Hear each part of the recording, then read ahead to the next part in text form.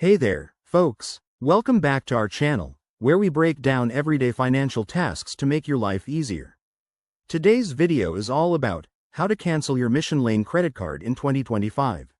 Whether you're looking to cut back on credit cards, switch to a better option, or just declutter your wallet, this step-by-step guide will help you do it smoothly and without any surprises.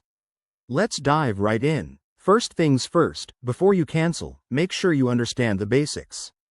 Mission Lane is a credit card provider that offers cards to help build credit, but like any card, canceling it means you'll need to tie up loose ends.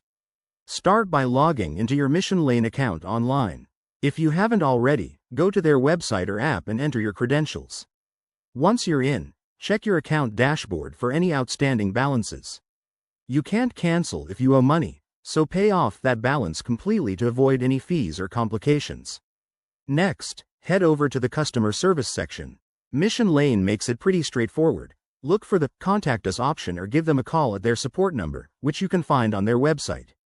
When you reach an agent, clearly state that you want to cancel your card. They'll ask for verification, like your account number or personal details, so have that ready. Be polite but firm, and ask for confirmation of the cancellation.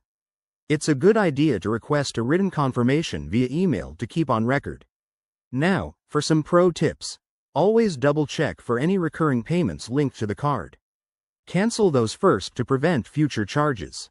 Also, if you're in 2025, keep an eye out for any updated policies. Things like new fees or digital cancellation options might have changed, so visit their site for the latest info.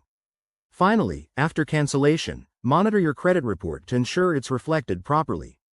Alright, that's it for this quick guide. Canceling your Mission Lane credit card doesn't have to be a hassle when you're prepared. If you found this helpful, hit that like button, subscribe for more finance tips, and drop a comment below if you have questions. Thanks for watching, and see you in the next video.